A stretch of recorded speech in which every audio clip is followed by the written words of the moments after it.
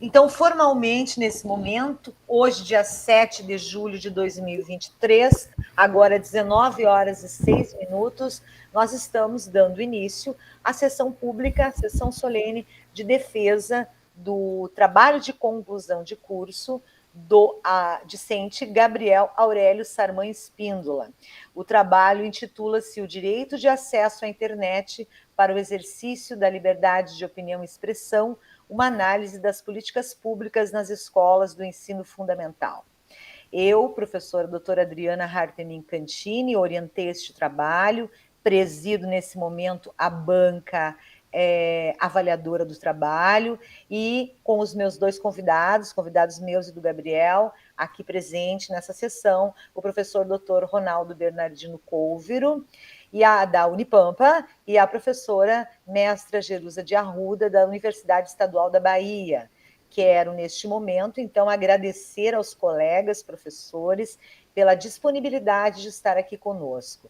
Quero também registrar a presença de alguns alunos da Universidade Estadual da Bahia nesse momento, nessa sessão, alguns alunos da Unipampa, colegas do Gabriel, e também amigos e familiares. Então, está aberta a sessão, informo a todos e todas que estou gravando para efeito de validação, né, e das evidências para o processo de reconhecimento do curso de Direito, que será breve, em breve. E a partir de agora está com a palavra, então, o Gabriel. Obrigado, professora Adriana. Vou apresentar aqui novamente os slides.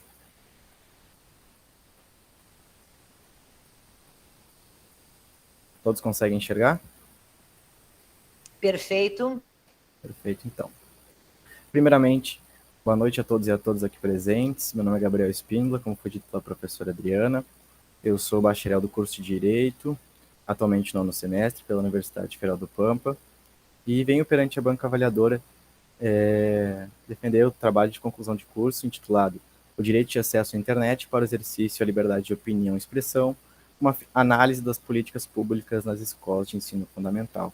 A banca avaliadora é composta pela professora orientadora, professora Adriana Hartmann Cantini, professor doutor Ronaldo Bernardino Couvero, aqui na figura de examinador interno da Universidade Federal do Pampa, professora mestra, professora Jerusa de Arruda, examinadora externa, a qual saúdo minha especial saudação, agradeço a sua presença, professora de Direito da Universidade do Estado da Bahia.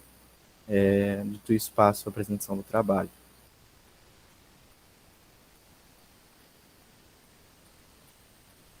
Todos conseguem enxergar? Acho que deu uma leve travada aqui. Todos conseguem enxergar? Perfeito. Antes de tudo, eu queria falar muito brevemente sobre a minha vida acadêmica. Eu sou natural de São Borja e fiquei muito feliz com o surgimento do curso de Direito aqui na Universidade Federal do Pampa, Campus São Borja.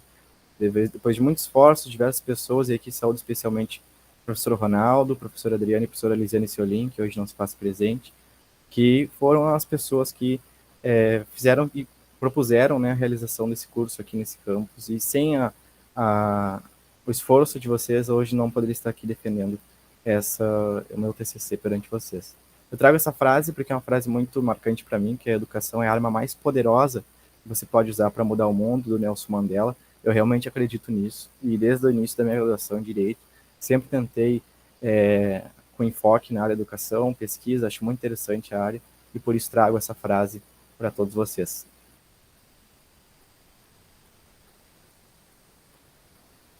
Está um pouquinho travando aqui para mim. Mas, como eu disse, né, o trabalho é intitulado Direito de Acesso à Internet para Exercício à Liberdade de Opinião e Expressão, uma análise das políticas públicas nas escolas de ensino fundamental. Por óbvio, o tema está intrinsecamente conectado ao título, né? Nosso trabalho, ele investiga a inclusão digital e o acesso à internet como garantia do direito fundamental de acesso à informação e comunicação. E alguns dos problemas é discutir o papel da internet como garantia para o exercício da liberdade de opinião e expressão no Brasil. Os objetivos, eles foram separados, né, obviamente. O objetivo geral é o direito de acesso à internet como garantia do direito fundamental à liberdade de expressão e de comunicação.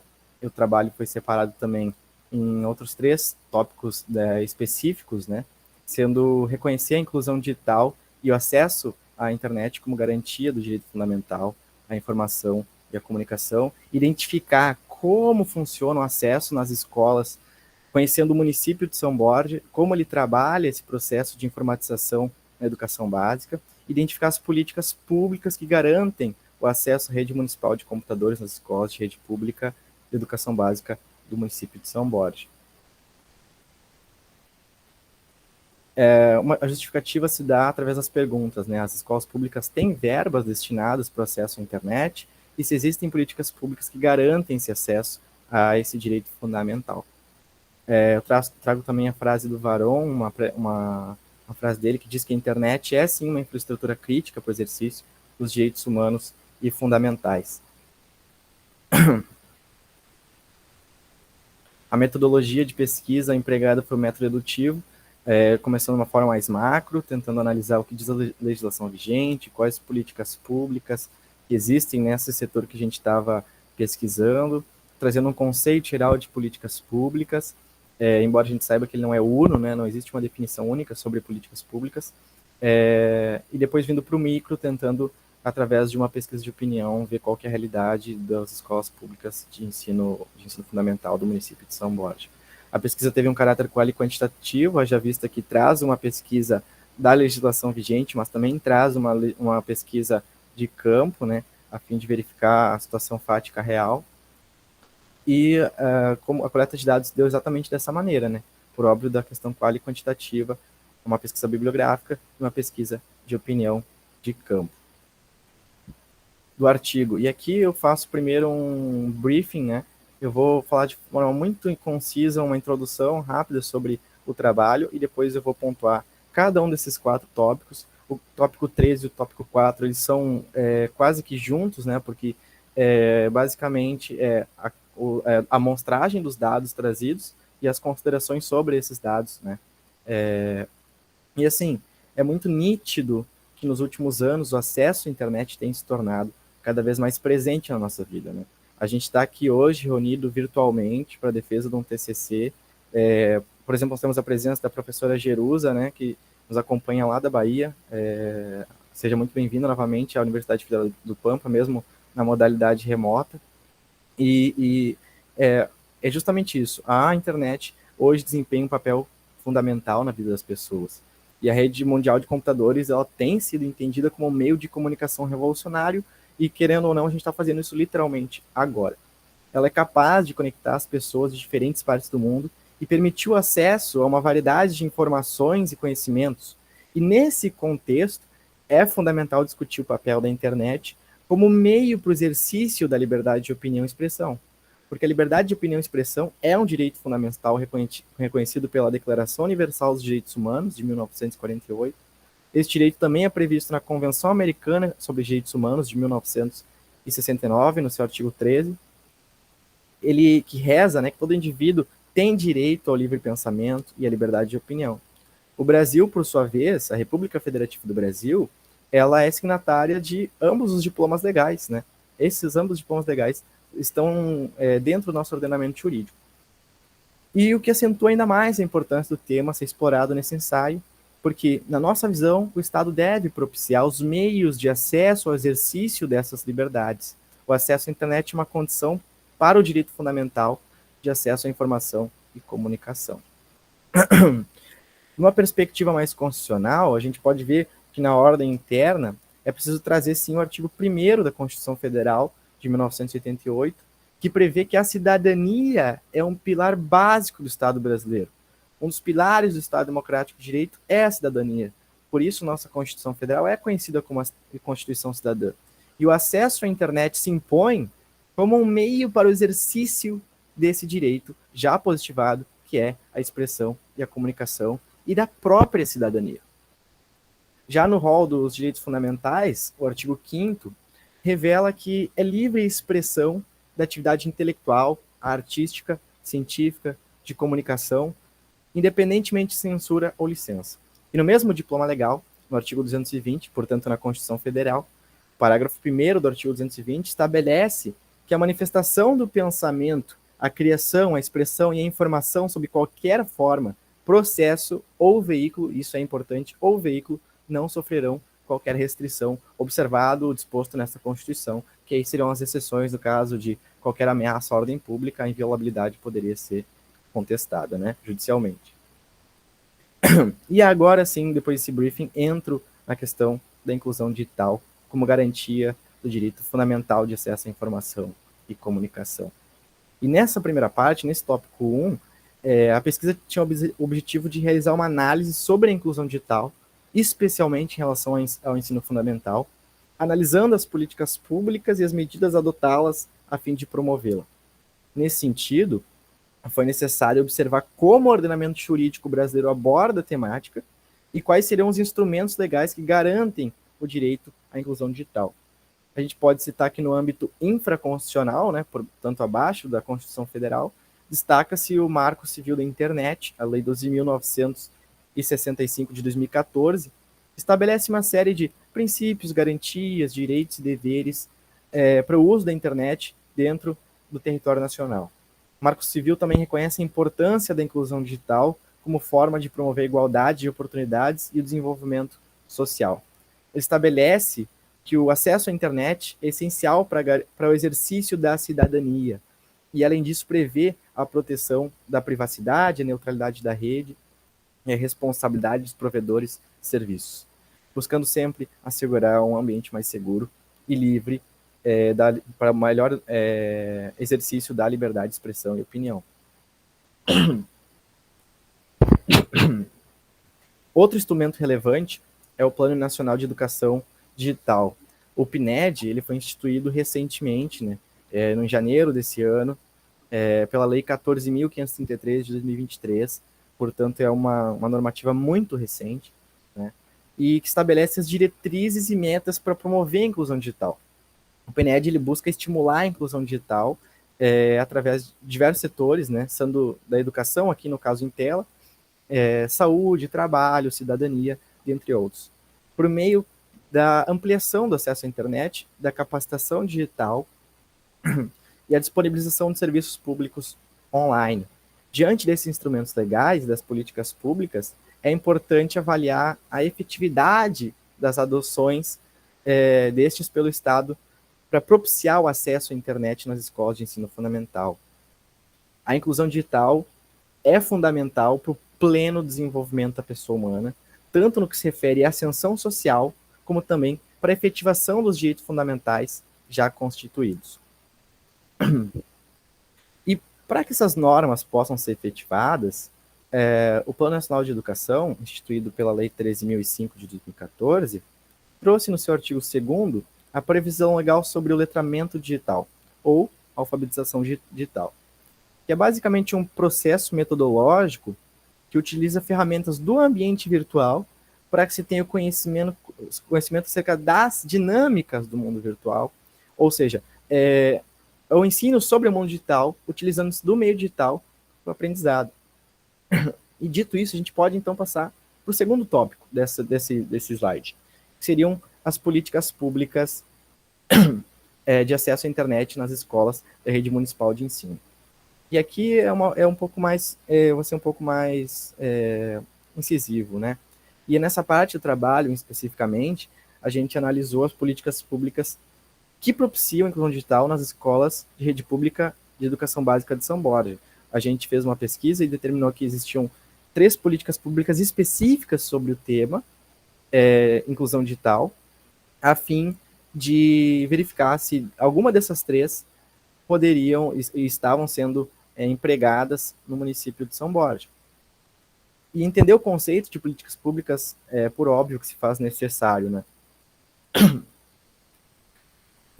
Como eu disse anteriormente, as políticas públicas, na doutrina, não é uma definição única do que é a política pública, justamente porque ela se trata de uma área multidisciplinar, né, que abrange desde a ciência política, a sociologia, a economia, o direito, dentre diversas áreas das ciências humanas.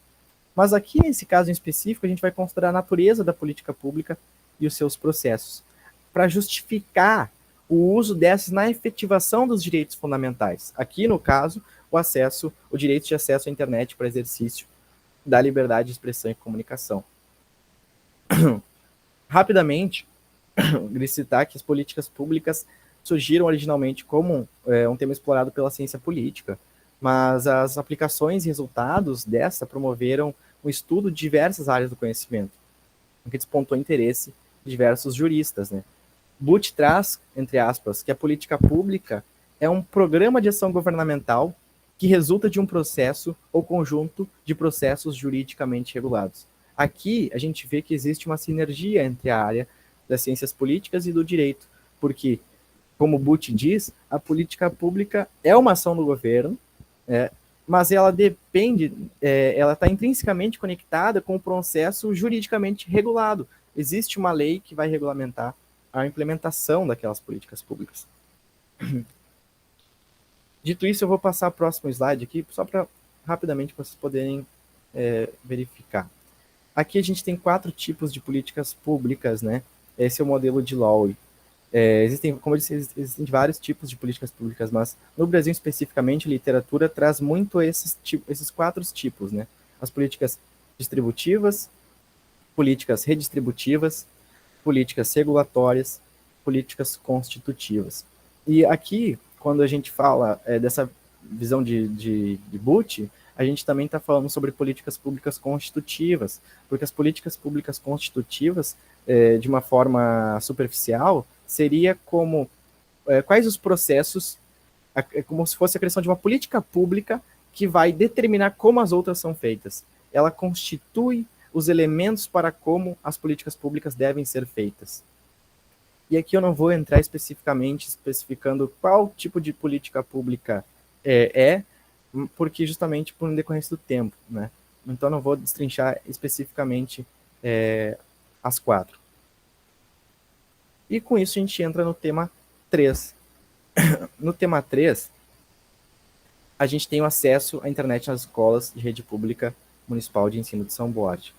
E a gente, para identificar qual era a situação real do município, a gente pesquisou quais as políticas públicas foram nominadas nessas e elaboramos um roteiro de perguntas que orientam a nossa busca. Foi entregue, então, essas perguntas, esse questionário, à Secretaria Municipal de Educação e a 4 colégios que foram escolhidos de modo aleatório. No caso, aqui, a gente escolheu a Escola Municipal, aleatoriamente, né, foi escolhido a Escola Municipal de Ensino Fundamental Sagrado Coração de Jesus, a Escola de Ensino Fundamental Vicente Goulart, Escola Municipal de Ensino Fundamental Cândida Vargas e Escola Municipal de Educação Infantil Nitéria Cunha Santos. Dessas 4 escolas, 3 são de ensino fundamental e uma de ensino infantil. E o que a gente pode perceber? Né? Qual foi a conclusão que a gente chegou? Né? Só uma outra questão é que a gente primeiro identificou que existia uma política pública chamada PIEC. Né? Eu até vou passar aqui para o próximo slide, para que vocês possam verificar. A gente identificou que existiam essas 3 políticas públicas. Né? E dessas 3, apenas uma foi instituída no município. O que gerou uma certa espanto foi que, em relação às 2 primeiras, o PROINFO e o PNED, o município sequer sabia da existência delas. Apenas o Programa de Inovação e Educação Conectada, o PIEC, ele foi implementado no município de São Borja há cerca de 5 anos, o que gera um certo espanto por parte da comunidade acadêmica. Né? Aqui eu queria só explicar muito brevemente do que se trata cada uma dessas 3 políticas públicas. Né? A primeira política pública, o PROINFO, ela é uma política pública que tem como objetivo aperfeiçoar os professores da rede pública de ensino para que seja implementado o uso de tecnologias da informação de uma forma pedagógica. O programa ele é dividido em 2 eixos, tá? Sendo o primeiro o PROINFO urbano e o outro o PROINFo rural. E os municípios que quiserem implementar esse programa, eles devem seguir 3 passos fundamentais, que é a adesão, o cadastro e a seleção das escolas. A segunda tem o objetivo de fortalecer a política pública relacionada a acesso de recursos, ferramentas e práticas digitais com foco em pessoas em situação de vulnerabilidade social. Esse é o PNED. E o PIEC é um programa de inovação e educação conectado no Ministério da Educação, tem como objetivo apoiar a universalização do acesso à internet de alta velocidade. Por decorrência do tempo também não vou destrinchar a fundo nenhum dos três, mas eu vou passar agora ao nosso quadro orientativo, que se faz necessário entender ele. O quadro orientativo foi elaborado pela professora Adriane e por mim, a fim de trazer toda a fundamentação e toda a cronologia que se deu para a elaboração desse artigo científico. Quais foram as bases de pesquisa, quais as perguntas que nós nos fizemos, quais as respostas para essas perguntas. E ele, na verdade, ele é feito em ele é um quadro único, mas eu tive que dividir em 2 slides, porque senão ele não caberia em um só. E com isso, qual foi as conclusões que nós tiramos disso, né? Qual que é o produto final? A gente percebe que a gente enfrenta diversos desafios ainda no que se trata a implementação de políticas públicas no âmbito da alfabetização digital no Brasil. Seja pela questão socioeconômica, seja pelo problema estrutural e físico de tecnologia que a gente tem, de infraestrutura mesmo. As políticas públicas chegam com maior dificuldade aos confins do Brasil, e aí eu cito São Borja, a gente está é uma cidade praticamente isolada aqui na extremo oeste do Rio Grande do Sul, e eu percebi isso das 4 colégios que a gente visitou aleatoriamente, 3 não tinham acesso à sala de informática, e os relatos dizem, né, os professores ali, vocês podem ter percebido que eles não têm o conhecimento necessário para que fossem implementadas políticas públicas ou a inclusão digital nesses colégios, né? O município enfrenta, sim, dificuldades, porém a gente conseguiu perceber que existe, sim, políticas públicas nesse setor. O que falta é uma maior sinergia entre todas as esferas da República, desde a União até o município. Falta um diálogo entre os entes federativos para que eles possam implementar essas políticas públicas, né? E o ordenamento jurídico brasileiro, ele reconhece a importância da inclusão digital. A gente percebe na leitura de diversas, da BNCC, né, das próprias diretrizes do FNDE, da Lei Geral de LGPD, a gente percebe que a Lei Geral de Proteção de Dados Pessoais, a gente percebe que a legislação, ela é lida, sim, à luz da Constituição Federal. O ordenamento jurídico, ele tenta impor, né, dessa maneira que isso ocorra, mas a gente percebe que essas políticas públicas não estão chegando no município de São Borja, infelizmente. E a realidade dos estudantes do ensino fundamental de São Borja é muito preocupante. Essa é a nossa conclusão com relação ao trabalho. Eu estourei 1 minuto aqui, pelo meu cálculo, então eu agradeço desde já a presença de todos, agradeço a presença dos meus familiares, dos meus colegas aqui presentes, agradeço em especial a presença da banca, por ter a oportunidade de poder falar um pouquinho aqui, expor essa problemática para vocês, e agradeço muito pela oportunidade, agradeço a todos que estão aqui presentes, e fico à disposição da banca para qualquer pergunta e eventuais colocações. Muito bem, Gabriel, obrigada. Então, como de praxe, né, a gente sempre passa a palavra para os nossos convidados externos. Professora mestra Jerusa de Arruda, a palavra está com a senhora.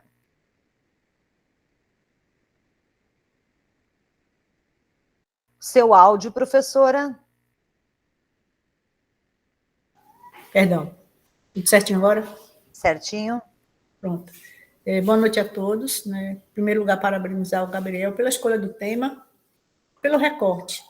Né? Você fala justamente da questão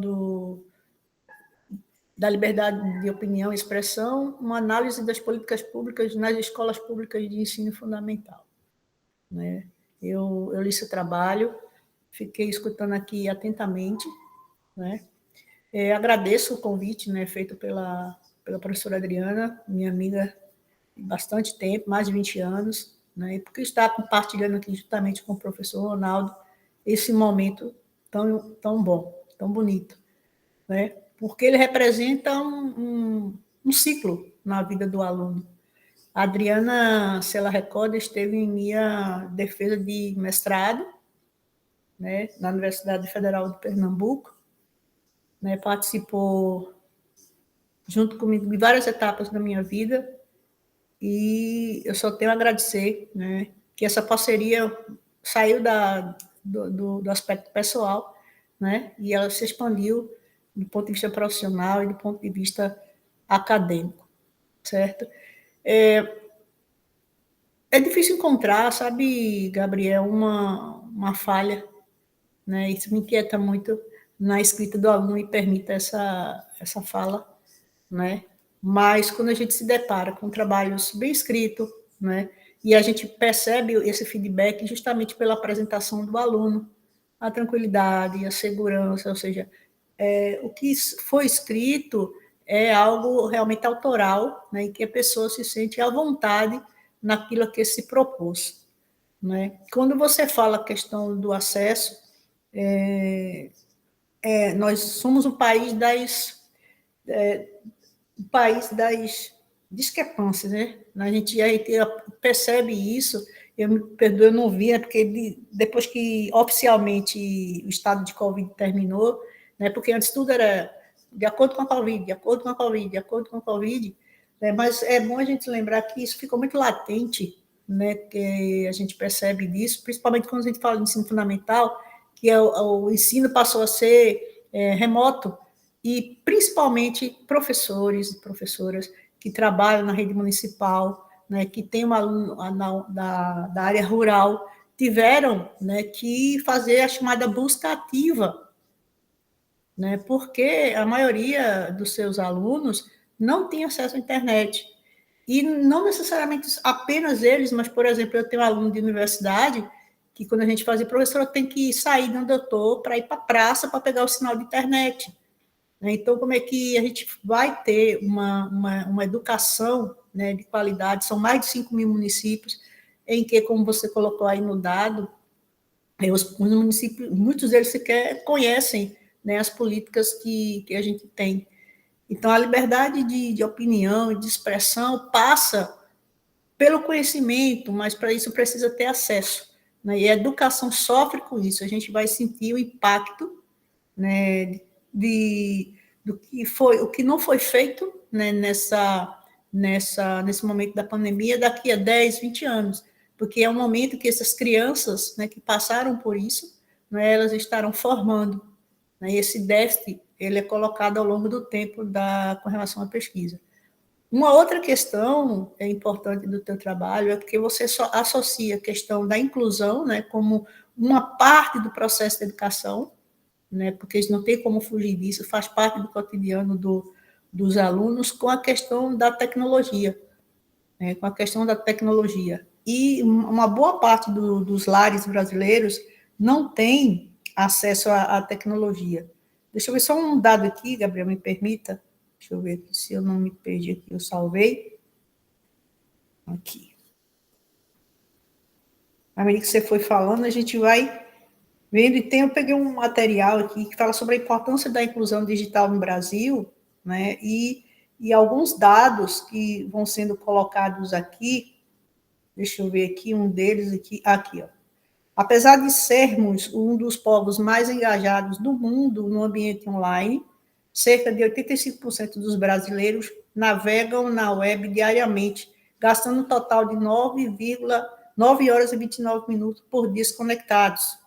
Não são todas as pessoas que têm condições de adquirir essas ferramentas ou que podem arcar com os custos de pacote de banda larga, né? Então, isso são dados do IBGE, e, de acordo com o estudo, o principal motivo, 41,6% das pessoas dizem não saber usar a internet, né?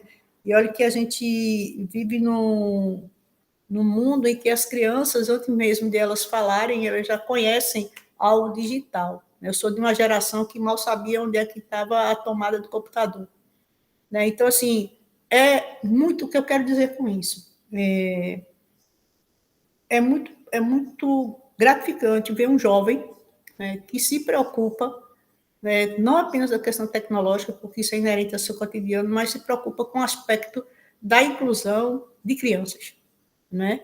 Eu espero que você dê continuidade ao seu trabalho, né? Ele está em formato de artigo, mas eu fiz questão de fazer essas observações, não é?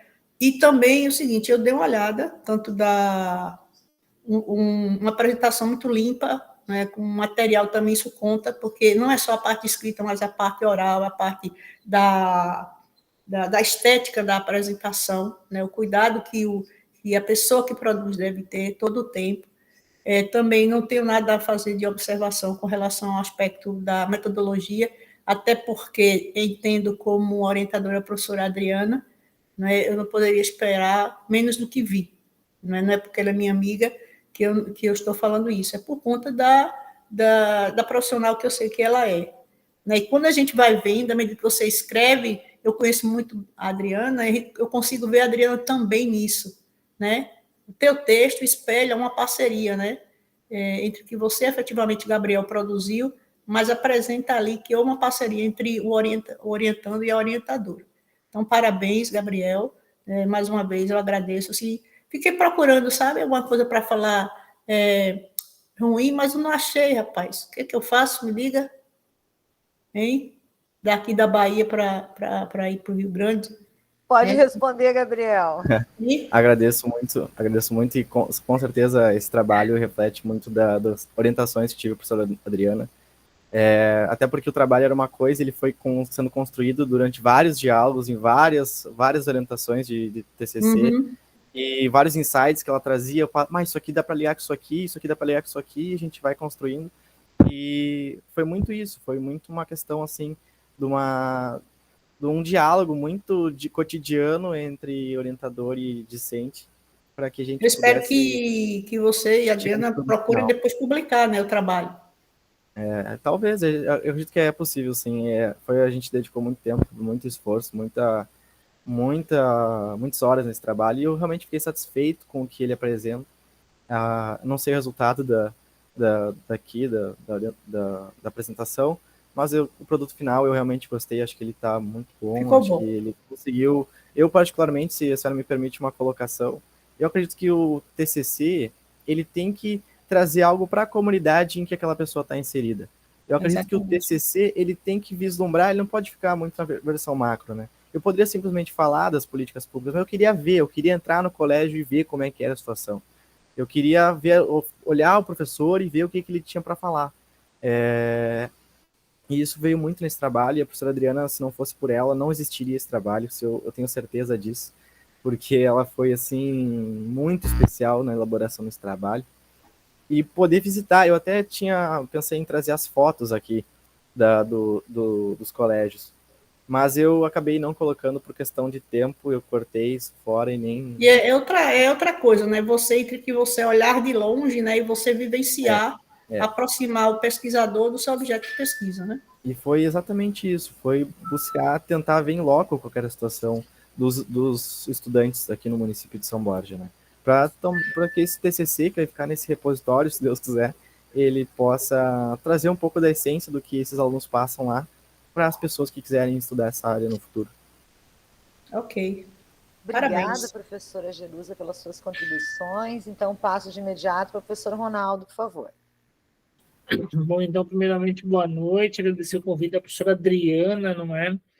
E do Gabriel. Um prazer conhecer a professora Jerusa, escutar a professora Jerusa também falar, e saber que a Adriana esteve na banca, né? No mestrado. Bacana isso, acho muito interessante também quando a gente chama, né, as pessoas que a gente conhece para a banca, assim, né, que já teve em outra banca. Eu acho muito bacana isso. Primeiro, eu vou dizer que eu vou concordar com a professora Jerusa sobre a questão do trabalho do Gabriel. Está muito bem escrito, tá? Então não vou repetir de novo, né? Mas eu vou dizer assim que tem trabalhos e trabalhos, né, Gabriel? E se tu quiser fechar os teus slides, pode fechar, porque daí dá para a gente enxergar quem está com a tela. Eu não enxergo nada aqui, parece que que a minha tela está para lá, né? E aí, isso. Então é o seguinte, né, gente? Então, eu quero colocar assim, o trabalho está muito bem estruturado, mostra que tem uma pesquisa, e ela não é uma pesquisa bibliográfica. Ela não é também uma pesquisa apenas de discussão, apenas de autores. Ela traz um elemento para mim que ele é fundamental para a pesquisa em qualquer área, né? Que é o estudo de caso, que é efetivamente ir até o seu objeto e procurar e procurar entender ele.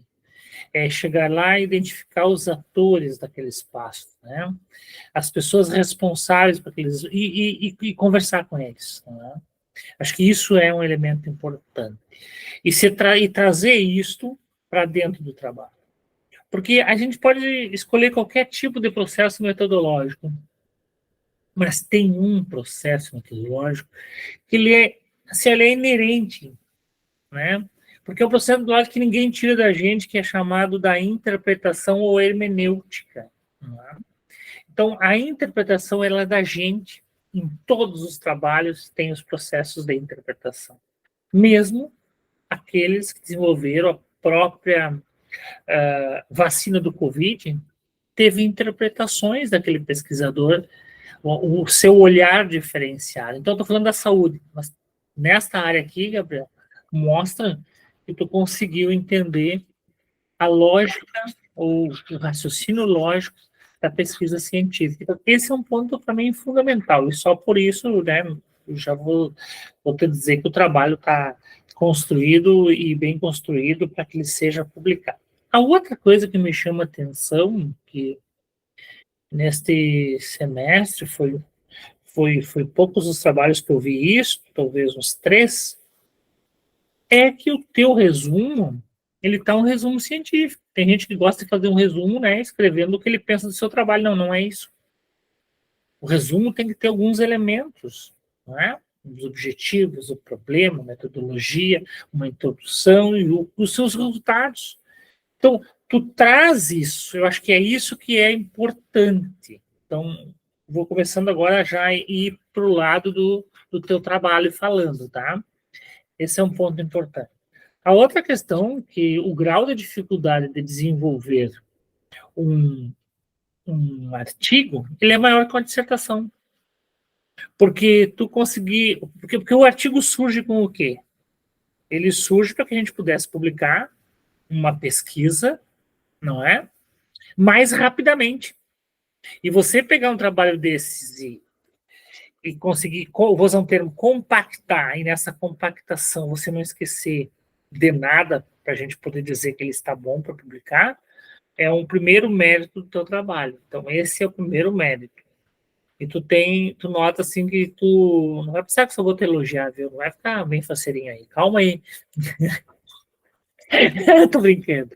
Mas é dizer o seguinte, que tu consegue entender a sistematização do processo científico. Acho que isso é importante.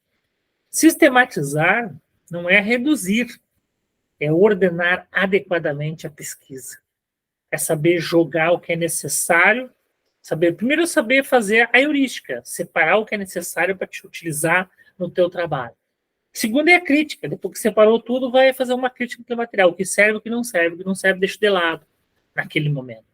E depois a interpretação que tu executou. Então, a tua contextualização inicial no processo de introdução, ela traz elementos que nos permite entender a tua solução do problema.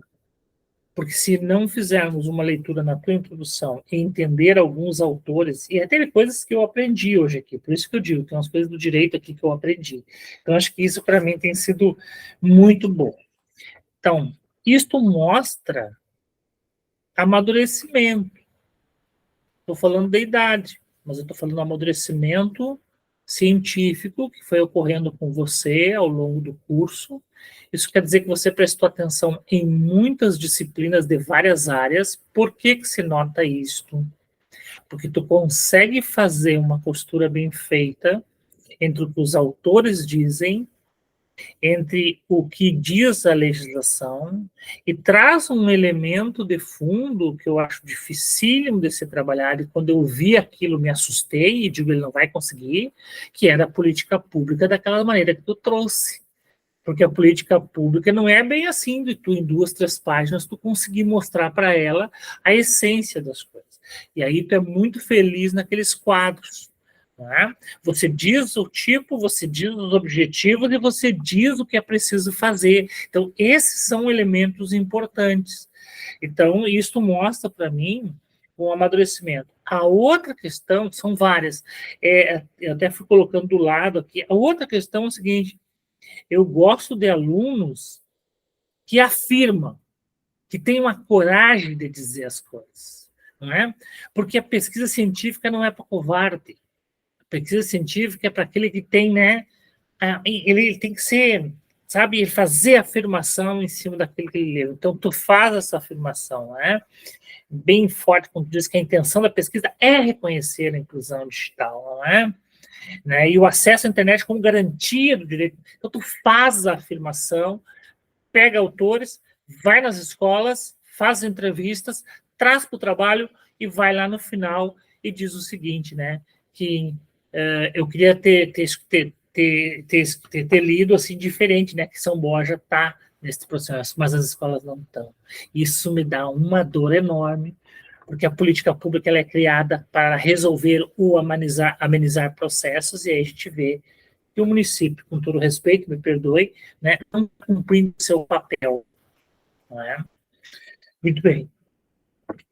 Continuando aqui, tá? Na área das ciências humanas, em especial agora das sociais aplicadas, né, na área do direito em si, há uma necessidade da gente trabalhar com aquele pensamento, né, de termos uma metodologia, um método e uma técnica. Tem a metodologia, tem o método, tem a técnica. Traz os três elementos, não é? Utiliza a questão da pesquisa survey, ou seja, dos questionários, não é? É uma técnica que você utiliza muito bem. Tem um método e tem uma metodologia explicativa muito bem apontada por você. Então, isso eu acho importantíssimo, tá? E ali tu fala até da questão do raciocínio lógico que eu falei para ti antes. Acho que esses elementos que tu coloca no teu trabalho, esses quadros, assim, eu vou apontar aqui, isso aqui é fundamental. Isso aqui é importantíssimo. Sei que dá trabalho? Dá. Porque se tu pegar este quadro que a gente tem aqui, eu não tenho as páginas nessa minha impressão, eu ainda sou do modelo daquela época, viu, que a gente fazia impressão, anotava assim. Quando tu traz esse quadro, tu diz assim, para melhor compreensão do tema e da metodologia da pesquisa, abrimos um quadro teórico. E aí eu vou te dizer que esse quadro teórico, ele identifica exatamente o que eu venho dizendo até agora. A questão teórica em si da área do direito, para não perder o fio da meada, que é o teu curso que tu está te formando, vamos lá. Traz uma questão teórica das políticas públicas, certo? Em 3 níveis, o que é, quais as políticas e qual a definição, né, que o Brasil adota. E no final tu vai trabalhar a questão do empírico. Veja bem, tu trouxe os elementos. Se tu me apresentar só esse quadro final do teu trabalho, eu já diria que ele estava bom. Então, para te ver, então, isso aqui é importantíssimo. Depois tu vai trabalhando gradativamente, tu vai mostrar as escolas que tu vai, né? Então, assim, ó, tu apresenta uma bibliografia que tu vai usar, tu apresenta os elementos empíricos, diz as escolas, né? Não tem medo de dizer nada, diz onde é que tu vai fazer as entrevistas, tá? Então, isso é interessante. Uma coisa que eu acho que só tu tem que olhar depois da publicação, tem alguns autores que tu tá citando, não é que tu esteja citando, tu vai referenciar eles, mas não estão na bibliografia, ou eu não fiz a impressão da bibliografia completa. Olha lá isso aí, mas isso não tem, é só para te olhar lá, tá? O que mais? Então, uma coisa que eu vou te dizer assim para ti, que tu apresentou aí, eu não achei tu apresentou o quadro, esse quadro que traz a política pública, o objetivo, o município de São Paulo, eu acho fantástico também, mas tu apresentou um quadro orientativo, né, Gabriel, aí no final, né, não apresentou? Ele está na introdução do artigo, só que como ele é muito grande, eu não consigo colocar ali um slide só, eu dividi esse quadro orientativo. Tu puxou para o final, que é esse aqui, né? Isso, esse mesmo, esse perfeito, esse aí. Tá, show de bola, onde é que ele estava? Então ele está lá, coisa boa. Muito bem. Depois, tá, já te falei das escolas, já te falei, tá, bom, e aí nós chegamos para o final, onde é que tu faz a tua conclusão. Perfeito. Então, anexa algumas entrevistas E era isso que eu tinha para falar. Não tenho perguntas nenhuma, professora Adriana. Não tenho nada para pedir para que seja corrigido, apenas que seja publicado. Eu encaminho digo para publicação já. E parabéns, parabéns, parabéns pelo trabalho. Está excelente.